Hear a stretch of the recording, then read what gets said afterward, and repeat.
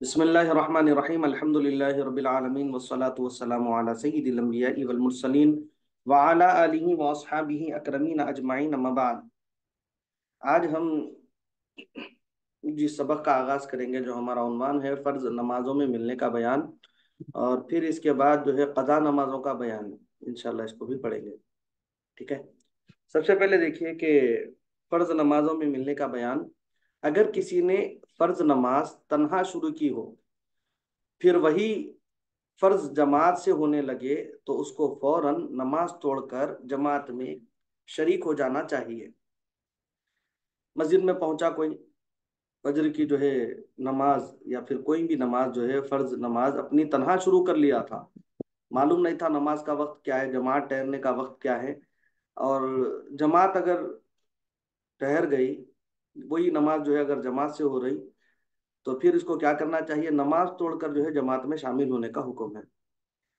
उस वक्त जबकि इमाम तकबीर तहरीमा कहे, अब वो जमात में जब शामिल होगा तो क्या करेगा, एक सलाम फेर कर फिर नमाज की नीयत करके जमात में शरीक हो। अगर कोई नमाज ना तोड़कर नमाज ही में इमाम की इक्तिदा कर ले तो फिर सही नहीं, नमाज नहीं तोड़ा और जहां अपनी जगह पे खड़ा हुआ था वहीं पर इक्तिदा की नीयत कर लिया, तो ये सही नहीं है। क्या करेगा, एक सलाम फेरेगा, फिर जो है शरीक जमात होकर नमाज की नीयत करा, इमाम की इक्तिदा की भी नीयत करेगा, नमाज की भी नीयत करेगा, फिर जो है जमात में शरीक होगा। बशर्ते के फज्र या मगरिब में दूसरी रकात का सजदा ना किया हो, और जोहर या असर या इशा में पहली या तीसरी रकात का सजदा ना किया हो। अगर फज्र या मगरिब में दूसरी रकात का और जोहर असर इशा में तीसरी रकात का सजदा कर चुका हो, तो अब नमाज ना तोड़े बल्कि पूरी कर ले। और नमाज पूरी कर लेने के बाद अगर जमात बाकी हो और नमाज जोहर या इशा हो, तो जमात का सवाब हासिल करने के लिए जमात में बनियत नफल शरीक हो सकता है। और अगर फज्र या असर या मगरिब की नमाज हो, तो फिर नमाज में शरीक ना हो। और जोहर असर इशा में पहली रकात का सजदा कर चुका हो, तो एक रकात पढ़कर दो रकात पर नमाज तमाम कर दे, ताकि दो रकात नफल हो जाए, फिर जमात में शरीक हो जाए। अगर कोई शख्स सुन्नत पढ़ रहा हो और फर्ज जमात से होने लगे, तो नमाज ना तोड़े, क्योंकि सुन्नत या नफल का तोड़ना जायज नहीं। अगरचे पहली रकात का भी सजदा ना किया हो, बल्कि उसको चाहिए कि जिस दो गाना को वो पढ़ रहा हो, यानी दो रकातों को जो वो पढ़ रहा है, उसको तमाम कर ले, फिर जमात में शरीक हो जाए। और अगर सुन्नत चार रकात की थी और ये दो गाना पहला था, तो फर्ज के बाद चारों रकातों की कज़ा कर ले। अगर फर्ज की जमात हो रही हो, तो फिर कोई सुन्नत वगैरह शुरू ना की जाए। अलबत्ता फज्र की सुन्नतें चूंकि ज्यादा मुअक्कदा है, उनको अदा कर ले। जमात कायम होने के बाद सुन्नतें अदा की जाए, तो मस्जिद से या कम अज कम सफ़ों से अलहदा किसी गोशे या सुतून की आड़ में अदा करना चाहिए, क्योंकि जहां फर्ज नमाज होती है वहां दूसरी नमाज का पढ़ना मकरूह तहरीमी है। खुसूसन सफ में शामिल होकर पढ़ना सख्त मकरूह है। फजर की नमाज मस्जिद में इस वक्त पहुंचे कि जमात चल रही है, जमात शुरू हो चुकी है, तो अब सुन्नत चूंकि ज्यादा मुअक्कदा है, तो क्या करे, किसी कोने में मकाम में गोशे में चले जाए, या फिर सुतून की आड़ में पिल्लर के पीछे जाकर जो है वो फजर की सुन्नत अदा करके फिर जो है जमात में शरीक हो, बशर्ते के इमाम के साथ कायदे अखीरा के मिलने की तवक्को हो। और अगर कायदे अखीरा भी मिलने की उम्मीद ना हो, तो फिर सुन्नतें ना पढ़े और जमात में शरीक हो जाए। फजर की सुन्नतें जबकि फर्ज के साथ फौत हो, तो जवाल से पेशतर फर्ज के साथ उनकी कज़ा की जा सकती है। अगर बगैर फर्ज के फौत हो, तो फिर उसकी कज़ा नहीं, ना फर्ज के बाद तुलुए आफ्ताब से कब्ल, ना तुलुए आफ्ताब के बाद। अब इसके बाद देखिए जवाल, नीज जवाल के बाद उसकी कज़ा भी नहीं है, फज्र के लिए सिर्फ ये। अब उसके बाद देखिए जोहर की अगली सुन्नतें जमात में शरीक होने या वक्त के तंग होने से छोड़ दी गई हो, तो फर्ज के बाद वक्त जोहर के अंदर पिछली दो सुन्नतों से पहले या उनके बाद अदा की जाए। इसी तरह देखिए कि जमात हो रही हो, तो फौरन उसी रुकन में मिल जाना चाहिए जो उस वक्त हो रहा हो। किसी खास रुकन के इंतजार की जरूरत नहीं है। जो रुकन इमाम साहब अदा कर रहे हैं, वही रुकन में क्या करेंगे, जाकर शरीक हो जाएंगे। कोई खास रुकुन के लिए जो है इंतजार करने की जरूरत नहीं है। अगर किसी रकात का रुकू इमाम के साथ मिल जाए, रुकू का मिलना उस वक्त समझा जाएगा, उस वक्त कहा जाएगा कि कम अज कम इतनी देर इमाम के साथ रुकू में शरीक रहे जिसमें एक तस्बीह की जाए, एक तस्बीह जिसमें पढ़ी जाए। रुकू की जो तस्बीह होती है, अगर एक तस्बीह मिल गई तो वो जो है रकात जो है शामिल होगी, रुकू शामिल होगा, रकात शामिल, रकात में जो है उसको शुमार किया जाएगा। अगर किसी रकात का रुकू इमाम के साथ मिल जाए तो समझा जाएगा कि वो रकात उसको मिल गई, और रुकू ना मिले तो फिर उस रकात का शुमार मिलने में ना होगा। यानी रुकू में गया, जाते इमाम साहब जो है समी अल्लाहु लिमन हमीदा कहकर रुकू से उड़ गए, तो फिर एक जो है तस्बीह का वक्त भी इसको नहीं मिला, तो फिर वो रकात उसकी जो है शुमार में नहीं आएगी, काउंट में नहीं आएंगी। इसी तरह देखिए कि मस्जिद में अजान होने के बाद नमाज पढ़े बगैर निकलना मकरूह है, अलबत्ता किसी दूसरी जगह नमाज का इंतजाम करना हो तो फिर मकरूह नहीं है। ऐसा शख्स है कि बाद में कहीं दूसरी मस्जिद में उसको जिम्मेदारी है, वहां पर मौजन है या फिर वहां का खुद वो इमाम है, यहाँ पर वहां कुछ मस्जिद की उसको जिम्मेदारी है नमाज का इंतजाम करना, सफ़ों का दुरुस्त करना, जो कुछ भी है, मुलाजिम है किसी और जगह मस्जिद में, तो अगर ऐसा जगह ऐसा शख्स है तो फिर उसके लिए मकरूह नहीं है। आम शख्स है बिल्कुल, अब उन्हें मस्जिद में अजान सुन लिया तो अब उसके लिए क्या हुक्म है, उन्हें नमाज पढ़े बगैर नहीं निकलना, बस नमाज पढ़े बगैर निकला तो फिर ये मकरूह है ये। अब देखिए साहब, कज़ा नमाजों का बयान देखिए। इब्तदाई क्लासेस में जब हम इमामत का सबक शुरू किए थे, बहुत सारे हजरात जो है कज़ा नमाजों के बारे में सवालात कर रहे थे। अब वो अगर क्लास में हैं तब भी जो है बगौर इसको इस सबक को समाप्त कर लें, और जो हजरात सवाल नहीं किए थे वो तो पहले से मौजूद है क्लास में, तो वो भी जो है इस सबक को अच्छे से समझ लें। सबसे पहले देखिए, कज़ा नमाज को अपने वक्त में न पढ़ने और वक्त के बाद पढ़ने का नाम कज़ा है, और जो नमाज अपने वक्त में पढ़ी जाए वो अदा। कज़ा नमाजों का बयान, बिला उज़्र, बगैर कोई उज़्र के, अगर किसी उज़्र से कदा कज़ा अगर नमाज हो गई तो फिर कज़ा नहीं। मसलन सो जाना, नींद की हालत है, सो गया इंसान, तो फिर जो है चूंकि जो है वो उज़्र है उसका सोना, तो उसमें उसको गुनाह नहीं मिलेगा। अगर किसी उज़्र से कज़ा हो तो फिर गुनाह नहीं, मसलन सो जाना या फिर भूल जाना, नमाज का वक्त ही भूल गया, याद ही नहीं था, मुतलक याद नहीं था, या फिर जो है दुश्मन का मुकाबला होना वगैरह, तो क्या ये क्या है, उज़्र। बगैर उज़्र के, बिला उज़्र नमाज का अपने वक्त पर न पढ़ना गुनाह कबीरा है। इसमें दो गुनाह है, एक तर्के नमाज और वक्त पर न पढ़ना, दोनों गुनाह है। पहला है तो नमाज को तर्क करना, दूसरा जो है वक्त पे नहीं पढ़ना, ये दोनों क्या है, गुनाह कबीरा। पहला गुनाह तो खजा पढ़ने से मुआफ हो जाएगा, खजा पढ़े पहला गुनाह मुआफ हो जाएगा, लेकिन दूसरा गुनाह जो है बगैर तौबा किए या फिर हज किए मुआफ ना होगा। अब दूसरे गुनाह की मुआफी के लिए जो है सिद्क़े दिल से सच्ची तौबा करना पड़ेगा, या फिर जो है हज के लिए जाना पड़ेगा, जैसा कि इरशाद बारी, इरशाद नबवी है, हुजूर अलैहिस्सलातु व तस्लीम का इरशाद है, अगर कोई हज को गया और हज से वापस हुआ तो गोया इस तरह गुनाहों से पाक हो जाता जैसे अभी माँ के पेट से पैदा हुआ। बोले जिस तरह नवमौलूद बच्चा कोई गुनाह उस पर नहीं रहता, इसी तरह हज करने वाले को गुनाह इस तरह धुल जाते। जब जाके वो जो है संग असवद का बोसा लेता, हजर असवद का बोसा लेता, तो वो तमाम उसके गुनाह जो है, हुजूर अलैहिस्सलातु व तस्लीम एक रिवायत में फरमा रहे हैं कि हजर असवद हम भी देखे, आप भी देखे, सब देखे अल्हम्दुलिल्लाह, या वहां जाकर नहीं देखे तो फोटो तो कम से कम देख लिए हम। नहीं, हजरू बोलते पत्थर को, असवद बोलते काले को, हजर असवद, उसको जो है इंग्लिश में ब्लैक स्टोन भी बोलते, काला पत्थर भी बोलते, उर्दू में काला पत्थर, अरबी में हजर असवद और इंग्लिश में ब्लैक स्टोन। हुजूर अलैहिस्सलातु व तस्लीम इसके मुतालिक फरमाते हैं कि जब ये आसमान से नाजिल हुआ, जन्नती पत्थर है ये, जब ये जन्नत से नाजिल हुआ तो बिल्कुल ये रोशन था, बहुत नूरानी था, सफेद था, रोशन था। लेकिन मौजूदा अगर हम इसको देखें तो ये काला है। काला होने की वजह हुजूर अलैहिस्सलातु व तस्लीम बयान फरमाते हैं कि ये लोगों के गुनाह चूसते चूसते, लोगों के गुनाह लेते लेते, अपने अंदर जज्ब करते करते ये जो है काला हो गया। बोले लोगों के गुनाह ये क्या करता, जज्ब कर लेता अपने अंदर, पूरे उसके गुनाह मिटा देता, फिर उसका दिल जो है रोशन हो जाता, उसका चेहरा रोशन हो जाता। इसीलिए जब कभी कोई उम्रा से वापस लौटे या फिर जो है हज करके आते, हम उनका चेहरा देखते तो चेहरा उनका जो है नूरानियत उनके चेहरे पर नजर आती, नूरानी चेहरा नजर आता। वजह क्या है कि तमाम वो अपने गुनाह जो है हजर अस्वद को बोसा दिए और तमाम गुनाह जो है हजर अस्वद उनके जज्ब कर लिया, तमाम गुनाह उनके ले लिया। तो इस तरह जो है अगर कोई हज की शहादत किए तब जो है उसके मुकम्मल गुनाह जो है मुआफ होंगे। अब इसके बाद देखिए कि जो नमाज अपने वक्त में वाजिब होकर फौत हो गई हो, ख्वाह कसदन फौत हुई हो या सहवन या सो जाने से या किसी और वजह से, उसकी कज़ा लाजिम है। मिसले अदा के आहिस्ता अदान और इकामत के साथ अगर एक ही नमाज कई लोगों से फौत हो गई हो तो जमात से कज़ा करना चाहिए, और जहरी नमाज में इमाम को जहर करना वाजिब और मुनफरिद को अफजल है, और सिर्री नमाज में आहिस्ता किरात वाजिब है।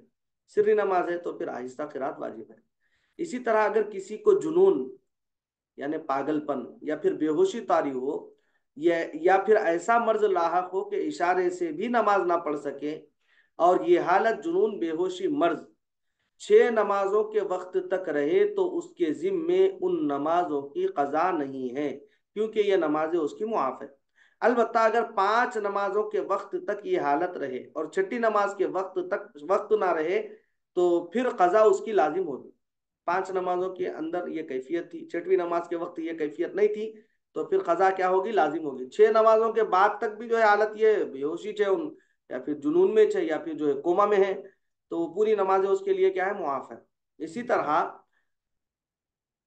हैजो निफास की हालत में जो नमाजें फौत हों, औरतों पर उसकी कज़ा नहीं है, क्योंकि अय्याम हैजो निफास की नमाजें शरीयत मुतहरा में मुआफ है। फर्ज नमाज की कज़ा फर्ज है और वाजिब की वाजिब और सुन्नत की सुन्नत, लेकिन नमाज जुमा और ईदैन की कज़ा नहीं है।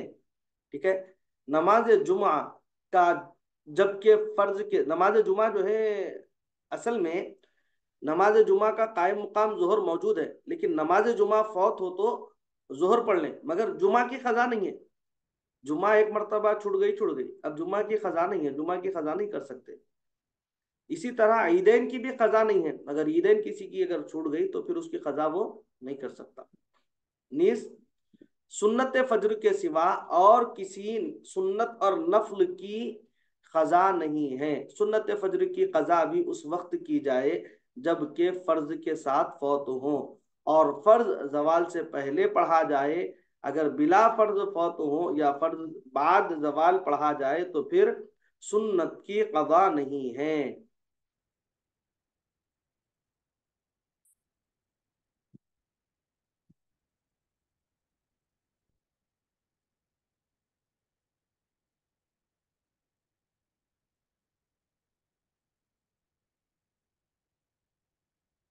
अलबत्ता जो नफल सही तौर पर कसदन शुरू करके फासिद कर दी गई हो उसकी कज़ा वाजिब है, क्योंकि नफल नमाज शुरू करने के बाद वाजिब हो जाती है, लेकिन नफल की सिर्फ 2 ही रकातों की कज़ा वाजिब होगी, अगरचे नीयत 2 से ज्यादा रकातों की हो, इसलिए कि नफल का हर शुफा यानी हर 2 रकातें अलाहिदा नमाज का हुक्म रखती है। अब देखिए, कज़ा के लिए कोई वक्त मुअय्यन नहीं, बल्कि जब याद आ जाए वही उसका वक्त है। याद आने के बाद बिला उज़्र ताखीर करना यह मकरूह है। औकात ममनुआ यानी तुलु, गुरूब, इस्तिवा के सिवा, तुलु आफ्ताब के वक्त और जवाल आफ्ताब के वक्त, बिल्कुल जो है सर पे जब सूरज रहता उस वक्त, गुरूब आफ्ताब के सिवा तमाम उम्र उसका वक्त है। अगरचे फजर व असर के बाद ही हो, यानी उन औकात में भी कज़ा दुरुस्त है, सिर्फ औकात ममनुआ में दुरुस्त नहीं है। फजर की नमाज पढ़ लिया उसके बाद अगर वक्त बाकी है तो गुज़िश्ता की जो है कज़ा नमाज है वो पढ़ सकता है। इसी तरह असर की नमाज फर्ज पढ़ लिया, उसके बाद अभी वक्त बाकी है अभी असर का, तो जो है वो कज़ा नमाज अपनी जो है अदा कर सकता, पढ़ सकता। कज़ा नमाज का अलल ऐलान अदा करना जिससे नावाकिफ भी वाकिफ हो जाए मकरूह तहरीमी है, इसलिए कि नमाज का कज़ा करना गुनाह और उस गुनाह का जाहिर करना फिर दूसरा गुनाह है।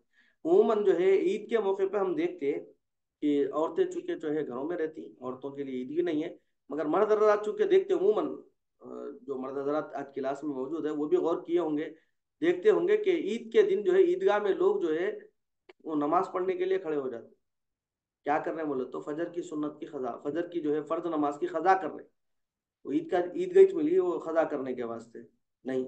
अब ईदगाह के दिन, ईद की नमाज के दिन ईदगाह में उन्हें जो है मिसाल के तौर पर दो भाई गए, अब इन्हें जो है खजा करते हुए खड़ा हुआ है, वो बाजू वाले भाई को मालूम हो जाता नहीं इन्हें जो है खजा कर रहा बोल के, नहीं। इसी तरह उन्हें दूसरे दूसरे 2 4 8 10 15 20 25 30 जितने देखे वो सब के सब क्या हो गए, उसके गवाह हो गए। इन्हें जो है फजर की नमाज नहीं पढ़ा था, यहाँ पे आके ईदगाह में जो है खजा करा, लिहाजा पूरे गवाह मैदान महशर में क्या करेंगे, पूरे उसके खिलाफ गवाही देंगे, परवरदिगार हम देखे इन्हें फजर की नमाज की खजा करा सो बोले। लिहाजा जो है पहले तो नमाज ही छोड़ना गुनाह है, फिर उसका खजा करना गुनाह, और गुनाह का फिर जाहिर करना फिर दूसरा गुनाह, गुनाह गुनाह गुनाह गुनाह में मुलविस हो जाते। लिहाजा जो है अलल ऐलान उससे उस नमाज को जो है अपनी अदा करना, खजा नमाज को मकरूह तहरीमी है।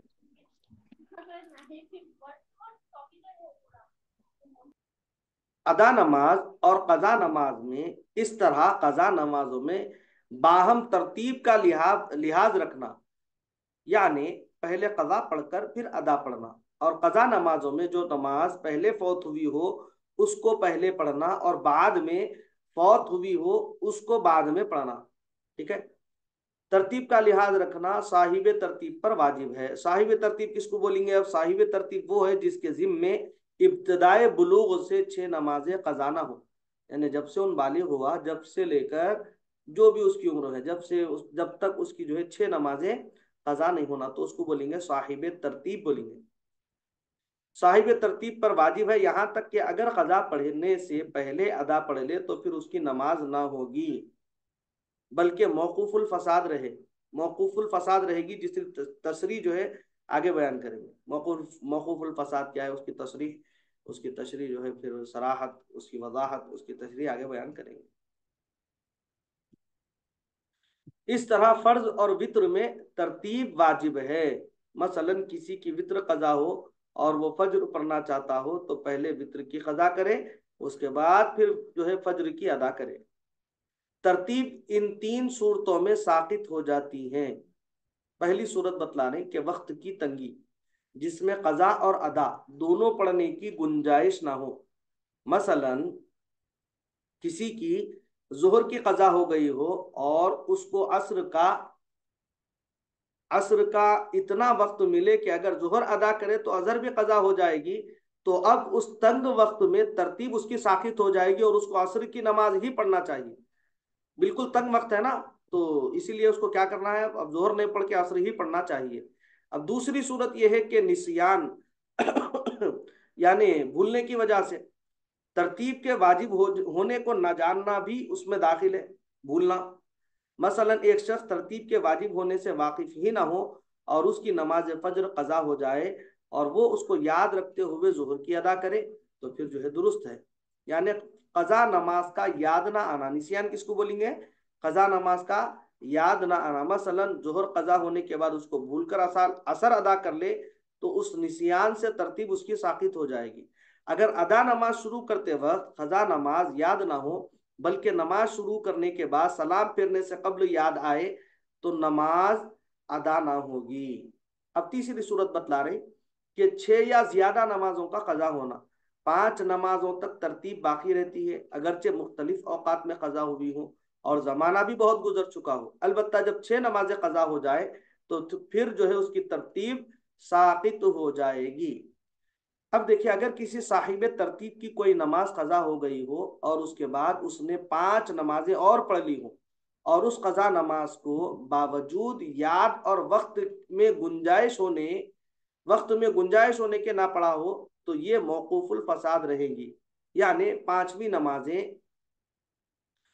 नमाज पढ़ने के बाद उसका वक्त निकलने से पहले अगर कजा पढ़ लेगा तो 5 नमाजें फासिद हो जाएगी, यानी उनकी फर्दियत जाती रहेगी और नफल हो जाएगी, फिर से उनको पढ़ लेना होगा और तरतीब कायम रहेगी। और कजा नमाज न पढ़ेगा तो 5 नमाजें सही हो जाएगी लेकिन तरतीब बाकी ना रहेगी।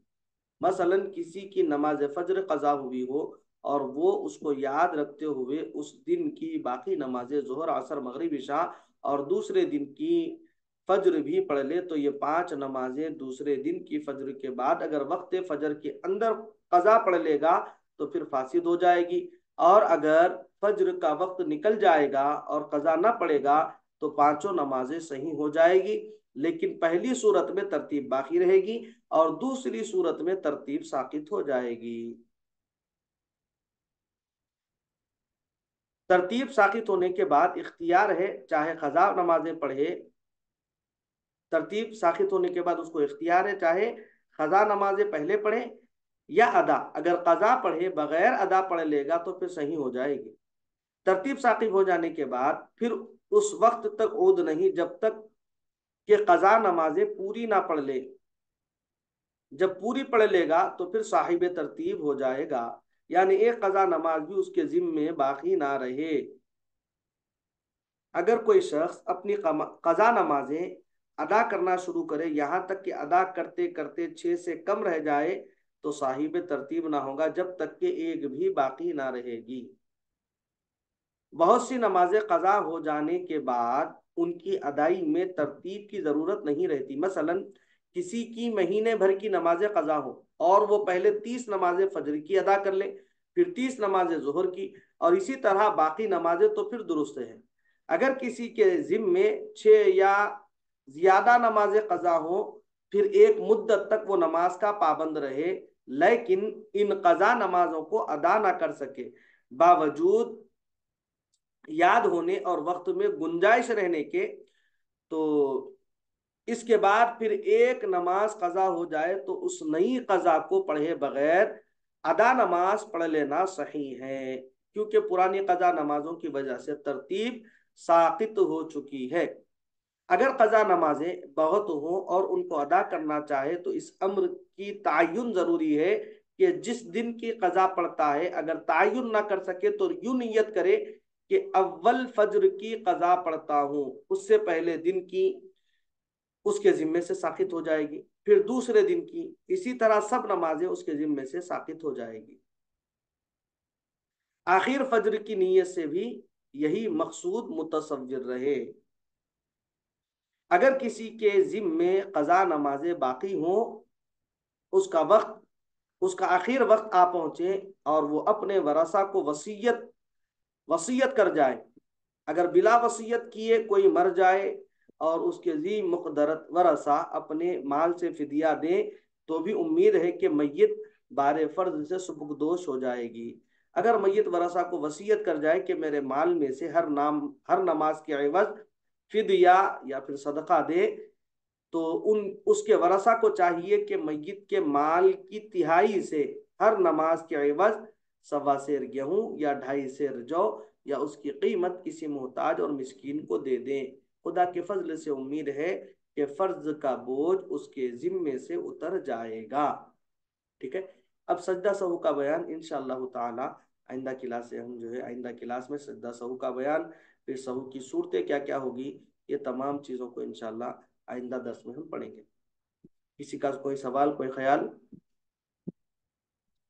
चलिए कि अल्हम्दुलिल्लाह तब को सबक समझ में आया। दुआ है कि अल्लाह में हम तमाम के तमाम सगीरा कबीरा गुनाहों को माफ़ फरमा, हमारे माँ बाप के सगीरा कबीरा गुनाहों को माफ़ फरमा, इलाह आलमीन इज्जत की ज़िंदगी ईमान वाली मौत अता फरमा, हमारा खात्मा बिल खैर फरमा। इलाह आलमीन परवरदिगार आलम हम तमाम के तमाम माँ बाप की और हमारी मगफिरत फरमा दे, तमाम उम्मत मोहम्मदिया की मगफिरत फरमा दे। इलाह आलमीन हमारी तमाम जायज़ मकासिद को, जायज़ दुआओं को पूरी फरमा। इलाह आलमीन मौला जो बच्चे जामिया निज़ामिया से इम्तिहानात लिख रहे हैं मौला उनको आला नंबरात से कामयाबी अता फरमा। इलाह आलमीन मौला दुनियावी तालीम जो हासिल कर रहे हैं और उनके इम्तिहानात आने वाले हैं मौला पर्चे सवालात को उन पर आसान फरमा, आला नंबरात से उनको कामयाबी अता फरमा। इलाह आलमीन मौला जो जो जायज़ मकासिद के लिए इलाह आलमीन मौला दुआओं की गुजारिश की है मौला, तमाम के जायज़ मकासिद में कामयाबियाँ कामरानियाँ अता फरमा। मुसलमानों के जानो माल इज़्ज़त व आबरू की हिफाजत फरमा, मुसलमानों के मसाजिद की इलाह हिफाजत फरमा, मदरसों की हिफाजत फरमा, खानकाहों की हिफाजत फरमा, बारगाहों की हिफाजत फरमा। इलाह आलमीन परवरदिगार आलम हम में जिनके वालिदैन दुनिया से गुजर चुके हैं मौला उनकी मगफिरत फरमा, उनके दर्जात में बुलंदियाँ अता फरमा, जन्नतुल फिरदौस व इल्लियीन में आला से आला मकामात पर उनको फाइज फरमा। और जिनके वालिदैन बाहयात है मौला, बाक़ायदा हयात है मौला, उनको खूब सेहत तंदुरुस्ती आफियत सलामती के साथ उम्र खिजरी अता फरमा। खुसूसन मेरे वालिदैन करीमैन को मौला खूब सेहत अता फरमा, खूब तंदुरुस्ती अता फरमा, खूब आफियत, खूब सलामती अता फरमा। इलाह अलमीन मौला उनके साये शफकत को मौला मेरे सर पर देर आफियत और सलामती के साथ आइम व दाइम फरमा। इलाह अलमीन मौला जो मेरी जायज़ दुआएं हैं मौला मेरे वालिदैन करीमैन की हयात तय्यबा ही में पाई तकमील तक उसको पहुंचा दे। इलाह अलमीन मौला वास्ता अहले बैत अतहार का, इलाह अलमीन वास्ता तेरे पाक अंबिया का, वास्ता इलाह अलमीन औलिया इज़ाम का, पाक असहाब बदर का, इलाह अलमीन मौला वास्ता असहाब शुहदा करबला का। इलाह अलमीन मौला तमाम जायज़ दुआओं को पूरी फरमा। इलाह अलमीन जो मांगा वो भी अता फरमा, जो मांगने से रह गया अपने फजल करम से सरफराज फरमा। हम तमाम की दुआओं को हुज़ूर अलैहिस्सलातु व तस्लीम के वास्ते वसीले हुज़ूर अलैहिस्सलातु व तस्लीम के नालेन के तसद्दुक़ कबूल फरमा। व सल्लल्लाहु तआला व सल्लम अला खैरि खल्क़िही सय्यिदिना मुहम्मद व नूरि अर्शिही व अला आलिहि व अस्हाबिही अजमईन बिरहमतिका या अरहमर राहिमीन वल्हम्दुलिल्लाहि रब्बिल आलमीन बिहक़्क़ि ला इलाहा इल्लल्लाह मुहम्मदुर रसूलुल्लाह सल्लल्लाहु तआला अलैहि वसल्लम।